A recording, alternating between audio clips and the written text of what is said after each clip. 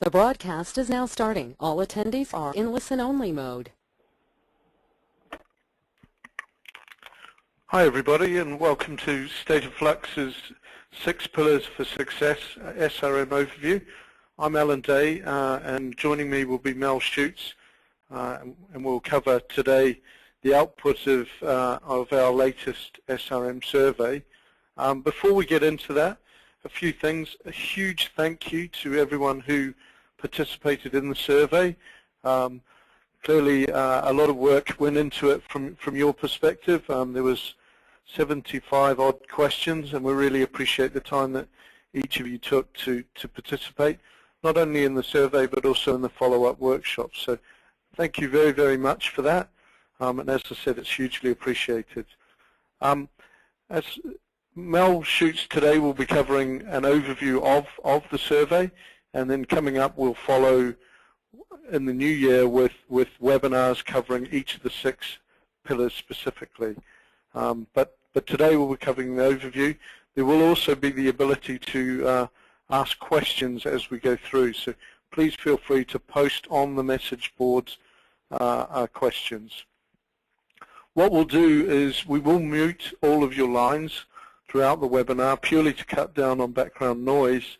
But as I said, there is the question ability, and I'll be monitoring those as Mel is taking you through the webinar. This year is the 5th year that we've done the SRM survey, and it's been a labour of love. From our perspective, well, certainly I give Mel and his team an instruction to try and make it smaller each year, and clearly they listen to me well and make it about 20% bigger each year. So this year we've got to 166 pages, so hopefully a good light read for you all.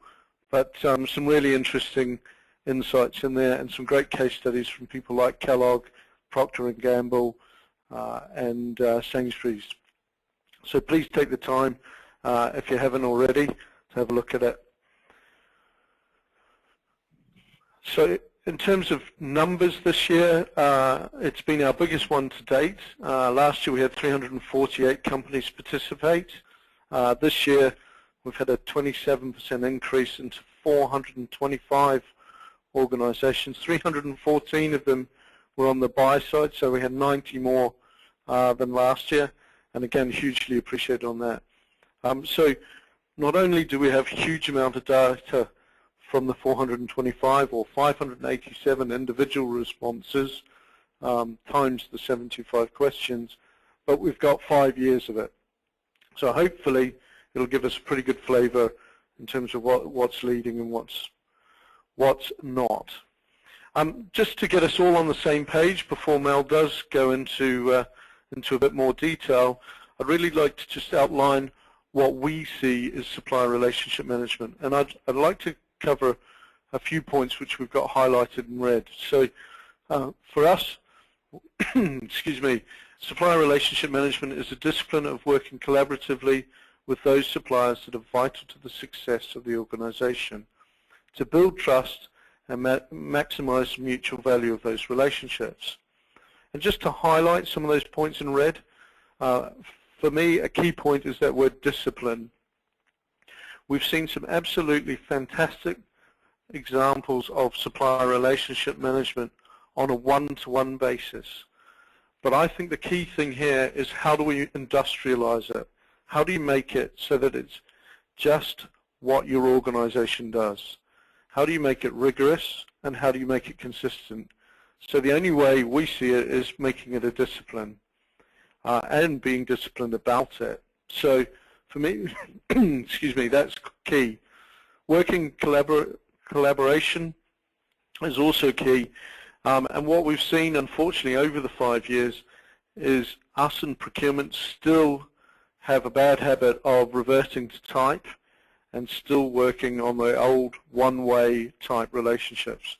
So I think there is a need for more effort around collaborative working and working together to analyze that value chain and look for opportunities collectively. Suppliers that are vital to success, We've highlighted this because it really highlights the need for segmentation and proper segmentation across your entire supply base.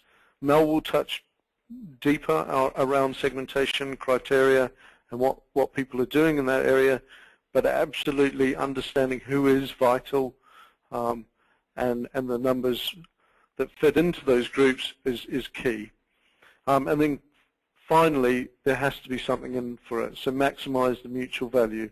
There has to be something in it for both of you, and we see that as a key driver for doing it. So where do we see it? We see it in a hierarchy coming under supplier management. At the bottom, we see risk management going across your entire supply base. Excuse me. Contract management for those suppliers where you need to assure value and make sure that you get what you pay for. Performance management for your continuous improvement and ensuring that suppliers are actually meeting standards, etc. And then finally, into the strategic supplier relationship management, where you're jointly working on new value. So I'll hand it across to Mel to give you an overview, and I'll speak to you again at the end of the session to answer any questions you might have. Thanks, Alan, and I'd just like to join Alan in thanking everyone who participated in the research this year, and certainly thanking you for spending some time to get this overview. What I'll do before we get into the report is just to briefly touch on the 6 pillars of SRM referred to in the title of this year's report. Apologies for those of you that are familiar with our research and with the reports that we've produced in previous years.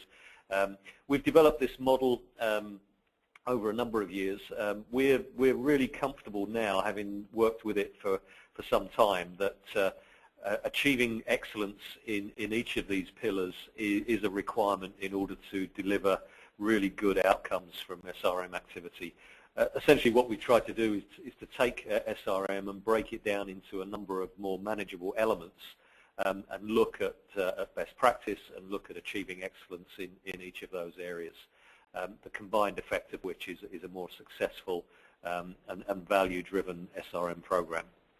So I'll just briefly touch on the definition of these pillars. It is pretty important in terms of it's the way that we've structured the questionnaire and the survey questions this year, and it's also the way in which we provide the feedback in the report. So for the uninitiated, the first pillar is business drivers and value. Essentially here we're looking at what organisations are doing to identify the value proposition of SRM, making sure that value proposition is well aligned to key business drivers, so the things that are really important to the business. We're also looking here at how the value is captured and how it's measured. So this really is fundamental to ensuring that you can achieve the next pillar, which is about stakeholder engagement and support. So clearly, if there's a very clear correlation between the value that SRM creates and what the business is trying to achieve, it makes the task of engaging stakeholders far easier. Effectively, we see three stakeholder constituencies: the senior management and executive population in the organisation, the operational and business areas, and we also see the third constituency as being suppliers. So moving on to governance and process, this essentially is an area where we explore the structures that are put in place to ensure that management of supplier relationships is effective. It covers everything from looking at supplier segmentation through to operating models and putting in place the necessary processes, methodologies and tools for effective SRM. The fourth pillar is people and skills. Whilst there's certainly a focus in people and skills on training and development, we're also looking to understand what organisations are doing in the broader area of people development, and that's everything from looking at organisational design, looking at job profiles, how skills are identified and capability assessed, training solutions, which is clearly an important element, but also looking at performance management, the appropriate objectives, etc.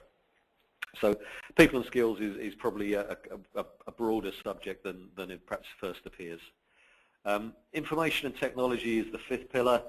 Here we really want to examine what organisations are doing in order to enable SRM through the effective use of information and technology. So there is a focus here very much on IT, but we're also looking at the way information generally is used, shared across the relationship. The final pillar, last but not least, is relationship development and culture.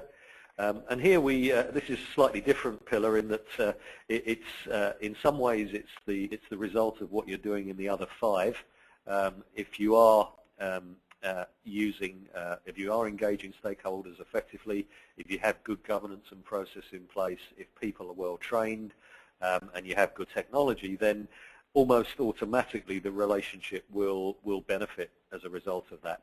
However, there are specific things that organisations can do to drive relationship development, and those are things like proactive collaboration, having a good channel for innovation, and having a very open and transparent relationship through sharing more information.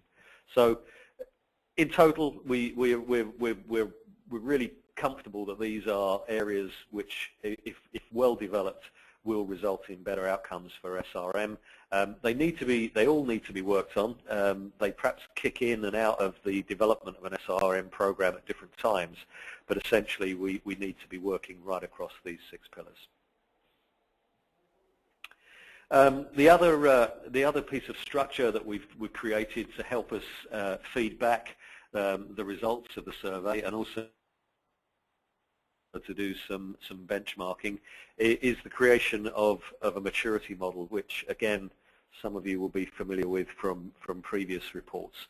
So essentially what we've done is we've created maturity across 6 pillars of SRM, and 4 levels of maturity for each of those pillars. So we span defined activities and maturity across undeveloped through developing, through established, and into advanced. So what we're looking at in addition to that is the ability to be slightly more granular in terms of the maturity, and we've developed and assigned an SRM index, and all that will become hopefully clear as we get into the feedback on this year's results. The other dimension that we're looking at, and we'll make reference to on occasions, is the comparison between leaders and followers. We developed a set of criteria to identify leading companies in the SRM field. This year we've identified 45 that represent 14% of the total respondents. These are organisations that will have an SRM index score of at least 3, and we'll have no more than 2 of the 6 pillars that are still in the developing stage of the maturity model. The followers is a larger group. The followers is made up of 186 companies representing 60% of our respondents. And again, there are minimum criteria to be classed as a follower, and that's an SRM index of 2, with no more with no SRM pillars that are still in the undeveloped maturity level. So that gives us an opportunity, I think, to start to distinguish between what is leading practice, and also organisations which are perhaps earlier in their SRM journey and have yet to develop the level of maturity, and therefore potentially reap the benefits that are being enjoyed by the leaders. So to the crux of this webinar, and that's a look at the 2013 results. We start off at a summary level, and this is where hopefully the explanation around the maturity and the leaders and followers will become evident. What we can see here is that we have the 2 groups plotted on the maturity model. This year's results are the solid dark line for leaders and the solid white line for followers. And as you can see, the leaders are pretty well embedded into the established tier of the maturity model, with the followers largely in the developing area. The dotted line indicates the position of leaders and followers in 2012. So what we can draw from this is clearly an improvement amongst both groups, and probably relatively speaking a slightly greater improvement in the follower group. They've increased their SRM index on average from 2 to 2.8 this year. The areas to look at perhaps are governance and process, where we see both amongst leaders and followers probably the most significant increase compared to 2012. We think it's evident from the response to our survey that more organisations are engaged in segmentation, and that's an important element of governance and process. And also more organisations are starting to get a grasp of their target operating model and the associated roles and responsibilities that go with that. So I think we see progress in those two areas, which is reflected in that being one of the areas that have seen the most advancement in the last 12 months. Areas which are continuing to show a relatively low level of capability and also a low level of year-on-year progress is around people and skills and information and technology. And we'll explore some of the reasons behind that a little later in this webinar. So to look at some of the results, the first thing we're looking at, excuse me, is the current state of SRM, and what we're seeing is a pattern year on year of good progress being maintained, but without doubt, and you'll see from some of the other feedback, there are some significant challenges that organisations are facing. But overall, we can see that over 80% of organisations are still making what would be regarded as good progress with their SRM programs. And interestingly, when you overlay the feedback from the sell side in terms of progress, this very much mirrors the buy side perception. So what this is telling us is that the effort that's put into SRM programs, the way in which they're developed and implemented, is very much felt and experienced by the sell side. This isn't a correlation of individual relationships, but this is a group of sell side organisations that are involved in SRM programs and are reflecting a similar level of progress across that sample of respondents. So if we drill down a little below the surface in terms of general progress and look at specific areas that are making either good and significant progress, and alternatively those areas making less progress. The top 5 that we've identified this year, headed by internal stakeholder engagement, 73% of organisations report that they're making progress in this area. I think that's probably linked also to more senior executive sponsorship, which is also an area making good progress. But the other 3 in this list are interesting in that they're starting to represent more outputs from SRM than inputs. Quality of relationships, the development of trust and collaboration in relationships, and also to a certain extent the number of suppliers involved, do indicate that, as in previous years when the activities making the most progress were more inputs, such as building governance models, engaging with stakeholders, developing tools and techniques, increasingly the areas which are being reported as making more progress around the results of those activities and the outputs. So I think that's something that we can take a degree of encouragement from. However, looking at the other end of the scale, and unfortunately the usual suspects are the areas making the least progress. I'll talk about investment in training and IT systems in a moment, but probably the area that I personally find quite disappointing, and I know a number of others share that disappointment and a certain frustration, is that innovation is still seen as an area making very little progress. This does illustrate the dichotomy that we see between organisations identifying supplier innovation as one of the key reasons why they engage in an SRM activity. It's often a very important part of the value proposition, and yet the disconnect with turning that into a practical reality. We'll look a little later at how organisations assess their capability in terms of implementing supplier innovation. So I think, again, that's somewhere that there's still plenty of scope for improvement, and certainly a lot of scope for increased value as a result of SRM. I said I'd talk about investment in training and IT systems. These two have been the areas making the least progress on a fairly consistent basis over the years that we've been doing this research. They have been identified and are increasingly identified as key areas, and yet we still don't see that being translated into practical steps and practical measures to increase the level of training and also to increase the level to which SRM is enabled by IT. Again, so we'll explore some of that in a little more detail. The story on benefits is one that is pretty evident from this snapshot of what the report contains around benefits. We've compared the benefits being enjoyed by leaders and followers, and we've taken first the key measure, I guess, for most organisations, which is the level of financial benefit being delivered.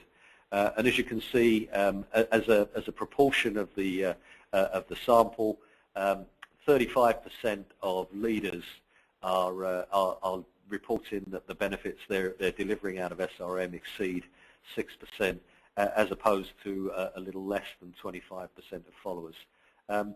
That gap is steadily increasing, and I think what it reflects is that the leaders, through the investment they've made in SRM, are starting to reap the benefits, and they're starting to reap the benefits at a greater pace and at a higher level than the followers. Always a health check that goes with that feedback. We can't determine what methods organisations use to calculate financial benefit, how they allocate those benefits between SRM and other activities. But suffice to say, we've asked the question in the same way for a number of years, and we're consistently getting the same answer, is that there are real financial benefits associated with SRM. There are some challenges about capturing and reporting those, but again, the sense from the organisations that are engaged in SRM is that the return on investment and the business case is a very compelling one. Of course, financial benefits aren't the only value to be derived from SRM.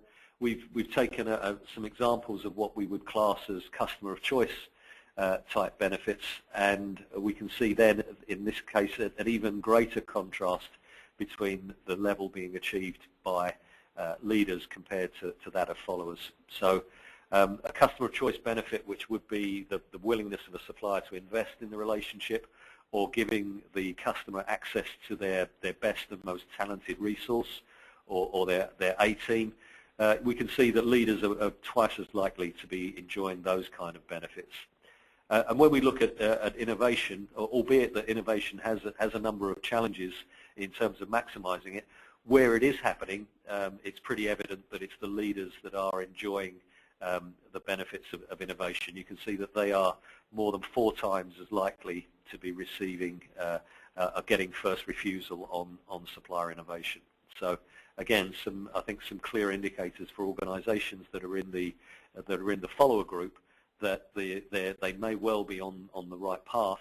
The opportunity to accelerate the development of those programs and to gain more of the benefits that the leaders are enjoying is clearly an opportunity that's worth considering very seriously. So before we move into the analysis of each of the pillars, what does the future hold? The indications are certainly that SRM will become more important over the next 12 months. Well over 80% of respondents believe that it will be a more important feature in the coming year. And the interesting thing that behind that, when we asked about the reasons for that optimism and what could be driving it, was a sense that SRM will make a greater contribution to the strategic agenda of companies than it has done in the past. So there are examples that organizations believe that SRM will help them tackle more challenging economic and market conditions, a belief that SRM can help them achieve more competitive advantage, and generally a sense that SRM will be transitioning from a focus on operational to more of a focus on strategic activities. So if we look at the first of the 6 pillars, and that's business drivers and value, what I've pulled out to illustrate is the most important business drivers that organizations are identifying as a reason for investing in SRM. We've asked this question in each of our previous studies, and invariably cost reduction has been considered the key driver for investing in our SRM. It's certainly still considered very important, but the reality is that for this year, for the first time, it's just been edged into second place by risk as being identified as the key driver for SRM. I think this is potentially influenced by a couple of sectors who are quite prominent in our research. That's financial services and oil and gas, and certainly those are 2 sectors which have in the last couple of years become very conscious of risk as a major issue in their businesses. I'm sure they always have been conscious of risk, but it certainly has taken on a new importance over the last couple of years, albeit different types of risk in those industries, but nonetheless I think that probably will have influenced a view as to what the key business drivers are for investing in SRM in those particular areas. But nonetheless, the sense is that when we talk to organizations in different sectors, that risk and business continuity, etc., is seen as an important driver for SRM and something that SRM can make a serious contribution to. So looking at the next slide, which is around tangible benefits, and it has a relationship to the previous slide in that the areas where the biggest benefits are reported are around cost reduction, risk reduction, cost avoidance, service level improvements, etc. And what is evident is that there's a good connection between the benefits that are being reported and the key business drivers. So I think if we're reporting back to our organizations in terms of is SRM delivering against the business drivers and the reasons why investment was made in the first place, I think that generally the answer can be yes. There's a good alignment between the value being created, the benefits being reported, and what the business drivers are. This slide also gives us a slightly different perspective. The small red flags are indicating the areas mostly at the top of the chart where there's been a significant step up in terms of the level of benefits being reported, or certainly benefits being reported by a higher proportion of our respondents. So each of those is an important and significant step up from 2012.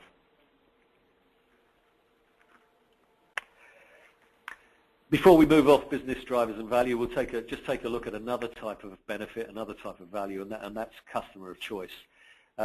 Customer of choice is a term that's been quite widely discussed over the last couple of years. Certainly we referred to it in our 2011 report. But there is a sense that there's a degree of skepticism as to whether it's as real and as significant as we would have it believed.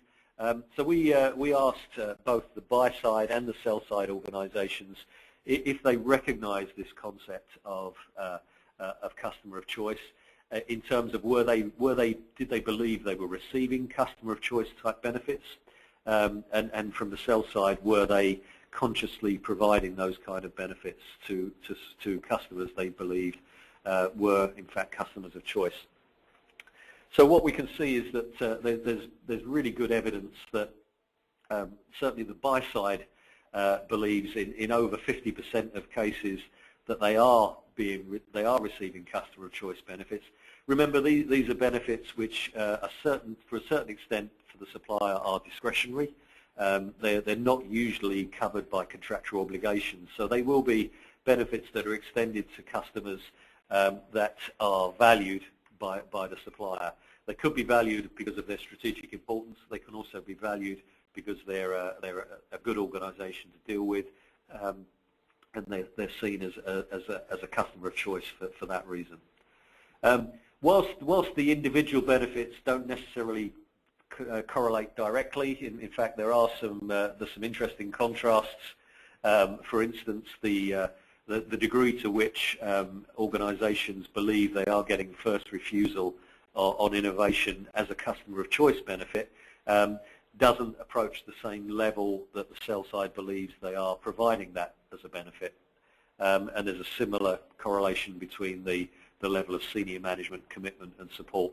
So I think there's probably food for thought in this slide, and I think probably it could be the subject of some interesting conversations between organisations to try and understand why there would be such differences in perception. But nonetheless, as you can see, most organisations are recognising that there are customer of choice benefits to be had if relationships with suppliers are developed in an appropriate fashion. So moving on to stakeholder engagement and support. As I mentioned earlier, we see three main constituencies in terms of stakeholder groups: executive and senior management, the operational business areas, and thirdly, an area, a group which isn't always regarded as stakeholders in this process, and that's the supplier population themselves. So what we've done is to give you a quick view of how leaders and followers compare in terms of the level of engagement they have with each of those groups. And as you can see, as far as senior management are concerned, the leader population is far more effectively engaged with senior management and executives. In the other constituency areas, the case the differential is less obvious. And in fact, when it comes to engagement with suppliers, there's relatively little to choose between how effectively the leaders are engaged as opposed to the followers.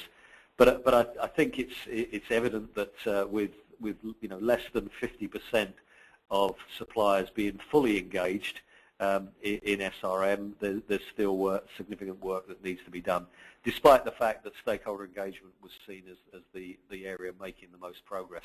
I think there's still quite a lot that has to be done in that area. As we said before, stakeholder engagement is absolutely key to rolling out and getting real traction with SRM. If we're not engaged with stakeholders, we really have very little chance of making SRM work effectively. Sticking with suppliers for this second look at the stakeholder engagement, we're somewhat intrigued about how well organisations know their suppliers, and we're always interested to learn that the reality is that little work is done beyond the sourcing process to actually understand how strategic an organisation might be to its suppliers. And how that supplier perceives the organisation.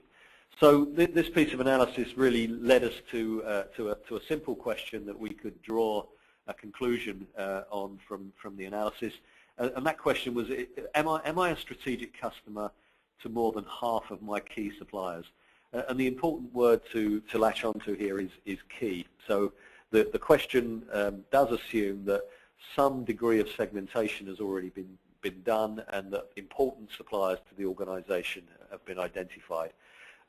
So what we conclude here is that 43% of organisations believe that more than half of their key suppliers regard them as a strategic customer.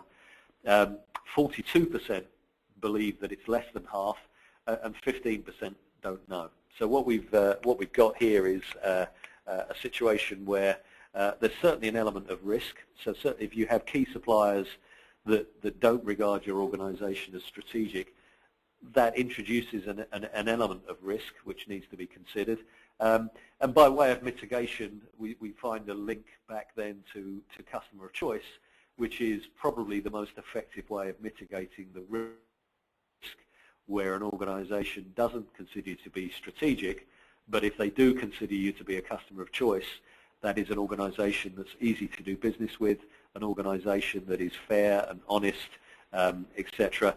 There's certainly some degree of mitigation to the risk of not being considered a truly strategic customer. So moving on to governance and process, as I said before, this covers a fairly broad spectrum of activity, but we pulled out a couple of examples, and the first is segmentation. As I mentioned earlier, the vast majority of organisations have engaged in some form of segmentation. So well over 85% of our respondents do report that they segment their supplier base. What is interesting is that the criteria that are being used is slowly expanding. An overwhelming number of organisations still use spend and business criticality as their primary segmentation criteria. But what we're seeing is as an increasing emergence of other criteria which are certainly taking into account spend and criticality, but are also being introduced to help organisations engage more effectively with suppliers that will be more important for the future.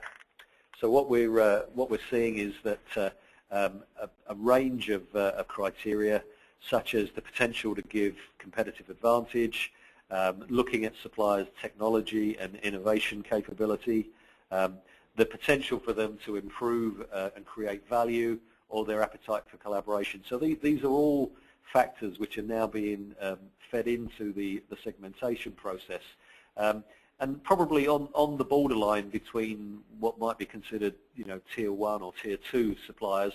A number are being, the balance is being tipped into tier 1, where they're managed far more strategically, more because of their potential, and perhaps less so because of the current level of spend or business criticality. So that I think is an interesting development. Another area of governance and process to look at is the way in which operating models are developing. We're currently seeing almost 80% of SRM conducted out of the procurement function. That level is pretty high. We don't suggest that there's necessarily a right or wrong answer. There certainly are some really good examples of effective SRM which is delivered outside of the procurement organisation.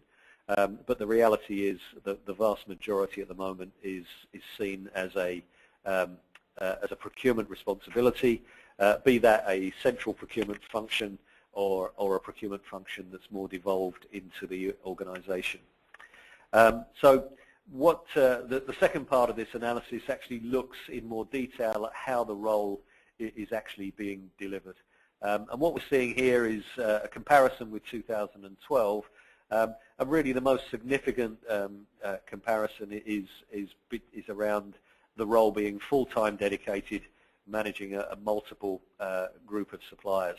And here we can see a tendency towards that.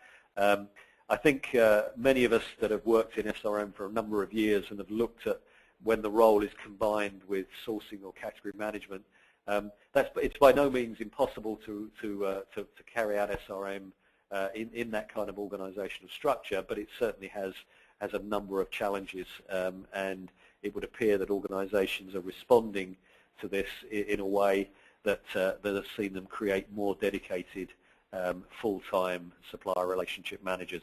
And most notably, that's taking place in financial services and in the oil and gas sector.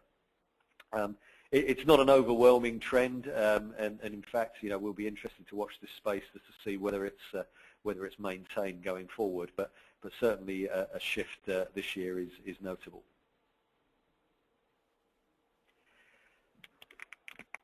When Alan was introducing the session, he made reference to the structure of the overall supplier management approach, one which has foundations in place which are risk management, contract management and performance management, with SRM being the top of that hierarchy.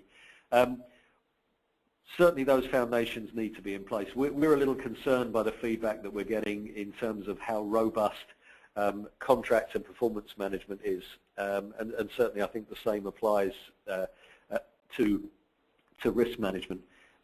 But the feedback we're getting, I think, gives us some cause for concern in two areas. One is the impact on the operational side of the business, and certainly if contracts are not being managed for compliance, if contractual obligations are not being effectively managed, that introduces a level of risk. And so too certainly does the fact that if good performance management isn't in place, if SLAs are not being regularly monitored, if KPIs are not being reported, then clearly that introduces a level of risk for the operational side of the business. But it also introduces significant risk in terms of undermining the credibility of SRM programs that have been established. I'm sure you can imagine the kind of conversation with, particularly with business and operational stakeholders. If those conversations you want to focus on innovation and creating more value, if that day-to-day operational performance isn't being sustained, then those conversations are unlikely to last very long. So here we can see, in summary, less than half of the respondents reported that they have robust contract management in place for more than 50% of their key suppliers. And in the case of performance management, the situation is slightly worse in that only 48% of the respondents have performance management in place for more than half of their key suppliers.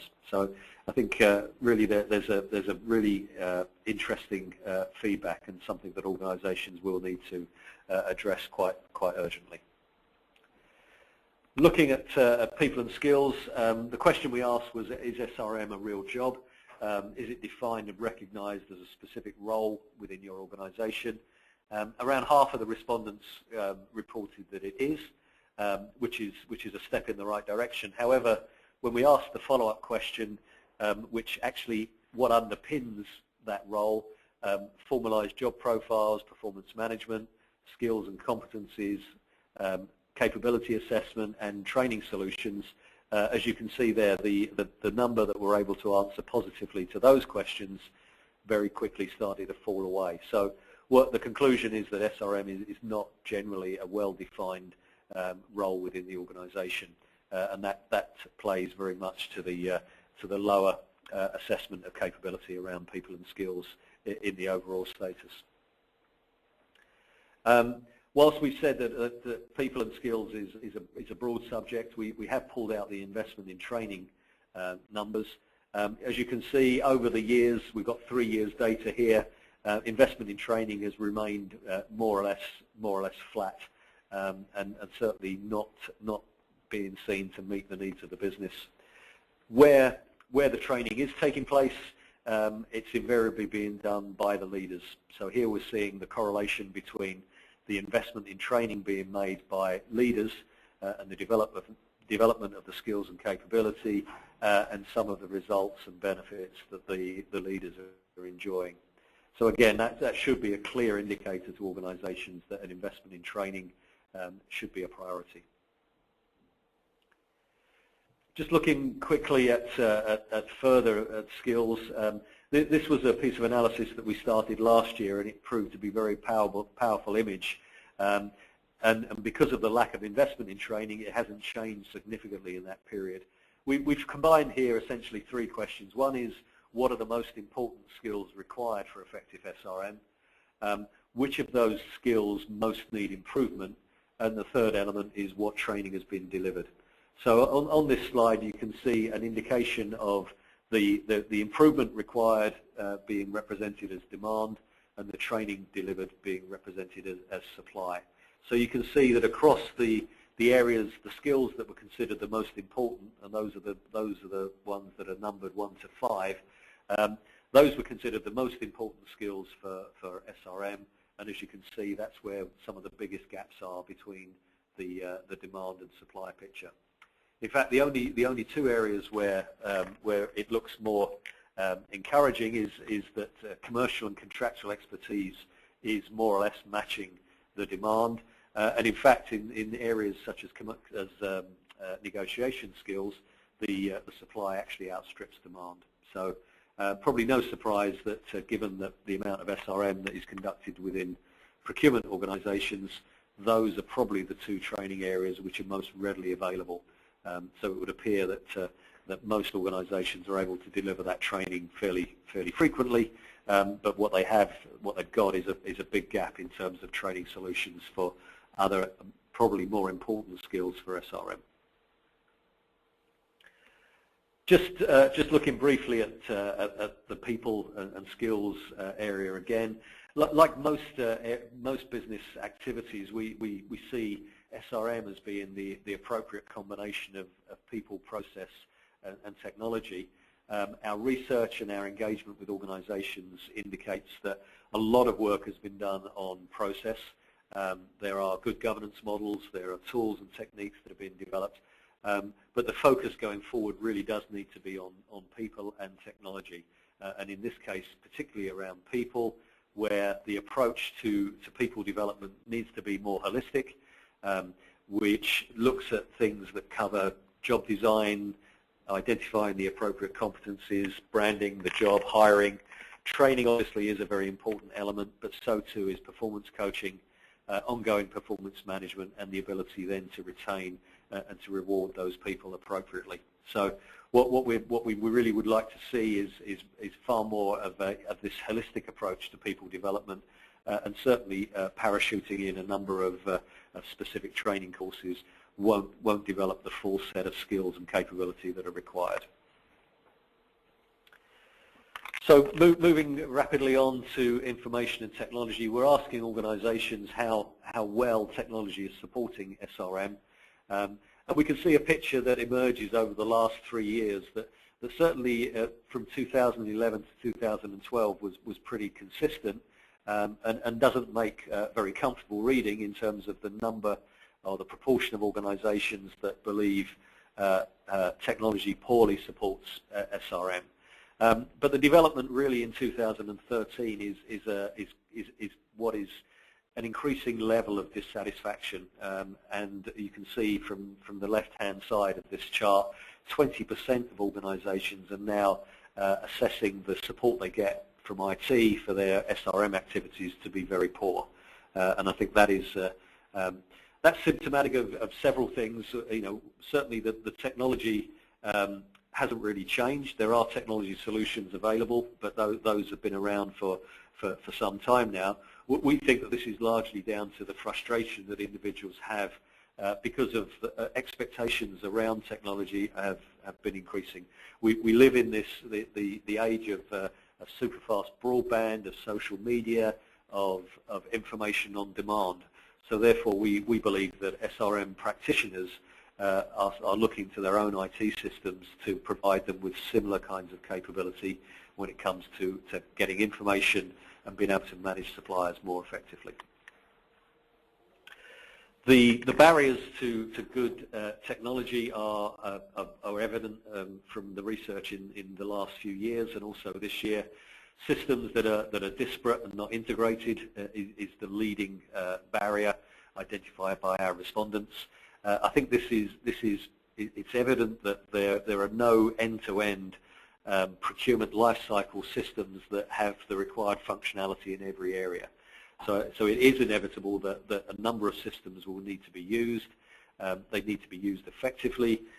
They need to be used consistently, and they also, where appropriate, need to be integrated. So the frustration here, I think, is people having to go to different systems and to pick up information that they then need to manually manipulate.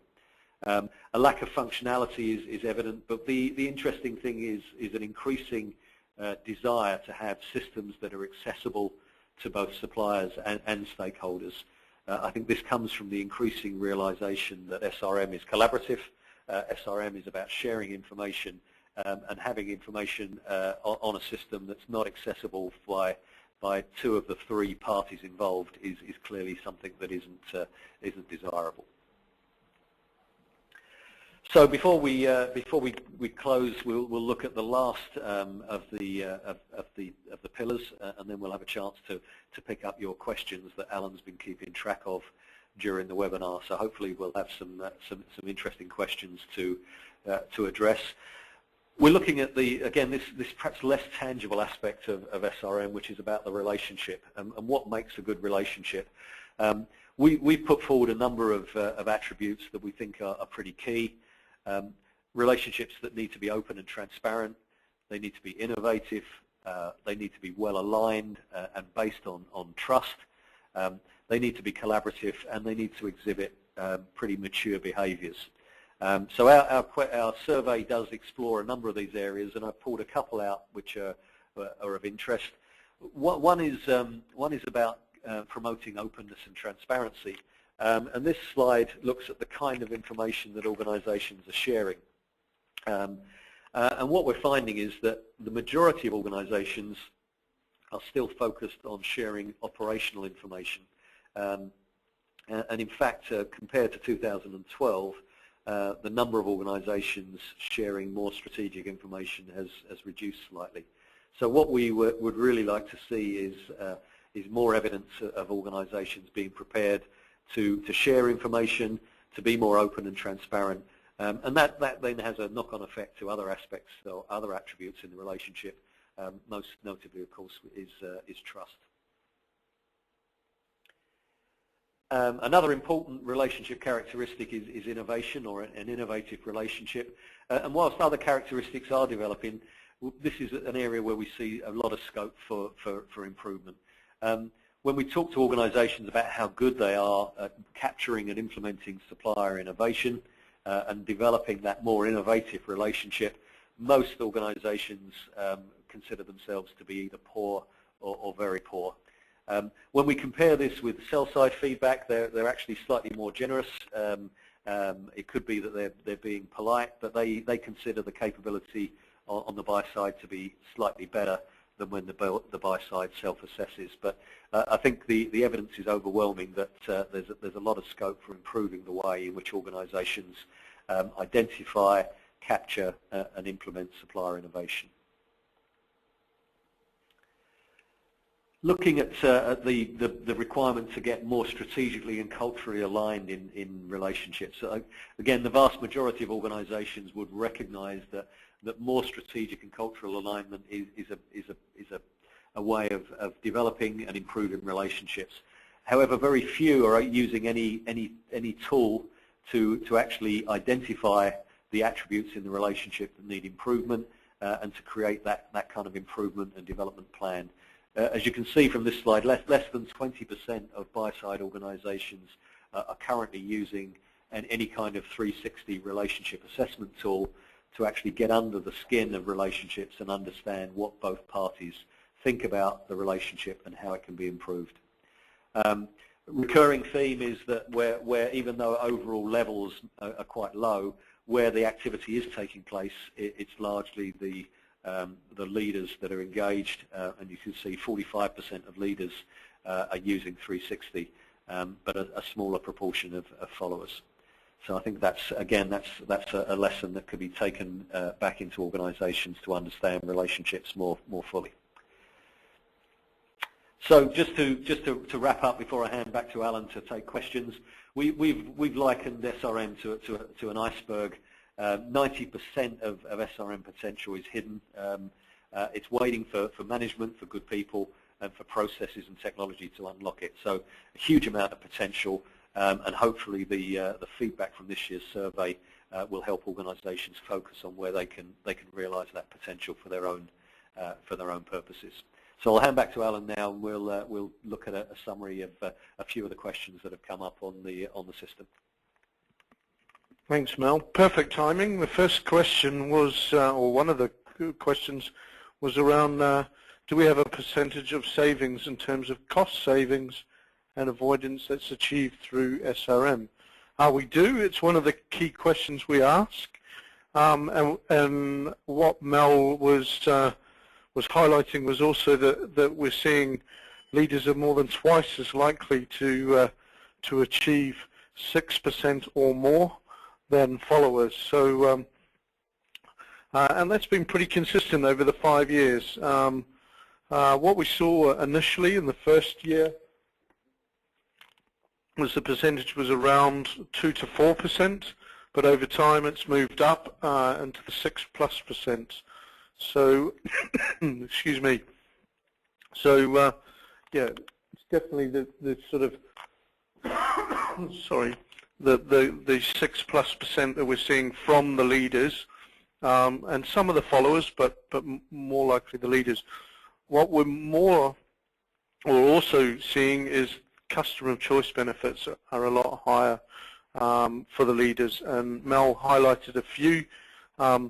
My thing is that really stood out for me was leaders are more than 4 times as likely to get innovation benefits than the followers, or access to innovation than followers. So hopefully that gives you a bit. There's plenty in the report to help with the business case, but if you're stuck or you need some support, please let us know. What I'd like to try and do is open the lines a bit and see if we've got any other questions for people. I've had one other around innovation, but which I'm happy to answer, around the differences and why people are struggling with innovation. Firstly, definition. What is innovation, and what does it mean for your particular organization? We're seeing that organizations aren't really defining it well enough, but we're also seeing that that the processes on how you deal with innovation are not being defined either. And on top of that, once you've defined it, you've got to communicate it. And again, ask your key suppliers, do they actually understand what innovation means for you? If not, I think that's a key thing to start working on. And also, how do you deal with the differences between open and guided innovation? I can hear that we've just opened the line, so if you've got any other questions, I'm seeing a couple pop up. A lot is discussed around training our people. What are the base training requirements? Is it to review what SRM is? Other. Yeah, very good question there. And what we might do is put the 2 lines back on mute just so that we're not all getting disturbed. Let me try and answer that, Walter, as quickly as I can, given time. But we certainly see behavioral skills being the key thing to train on. What are the right behaviors that you want your teams to display when they're sitting across the table from a key supplier? How do you make sure that they are displaying the right behaviors at the right time for the right conversation to get the best out of both parties? Clearly, they still need to do activities like a supplier account plan, for example, but it really comes down to making sure we've got the correct behaviors. So we've actually, on the basis of the feedback from the survey, and last year's survey was showing us the same, changed our entire training delivery to be more focused on getting the behavioral skills correct. And I'm more than happy to distribute what we do around that, if that helps. There's another question around innovation and just making sure that that we've defined a bit more about open and guided innovation. Excuse me. Open innovation is when effectively suppliers are able to give you any good idea. And for me, these are a bit like gold dust. Supplier will give you, will come to you under their own steam and give you their thoughts on how you can improve your business or other ideas. Now, the challenge with that is making sure you give them feedback, making sure that they're listened to, and there's a process to evaluate them. Not all of them are going to be useful, but the challenge is, if you're not giving them feedback, if you're not taking them through a process, then you'll get a thing, what I call supplier fatigue, where you're going to stop them giving you good ideas. Because if they're giving you good ideas year on year, getting no feedback, after a while they'll take them somewhere else. Guided innovation is far more where you are actually suggesting to the supplier we have a need or a challenge in a certain area, and on the basis of that need or challenge, suppliers are then invited to respond to it. I'm just conscious of time. Hopefully you've all got some interesting points come from Mel's presentation. We will be following up in the new year to cover each of the 6 pillars, as I mentioned. So there'll be webinars on each of the 6 pillars. So please keep an eye out in your inbox for invitations for those. We'd love to talk to you if you've got any further questions, or if you want to drill into any of the areas that we've covered at a high level today, then please just let us know. But thanks for your time, and we'll look forward to speaking to you soon. Bye.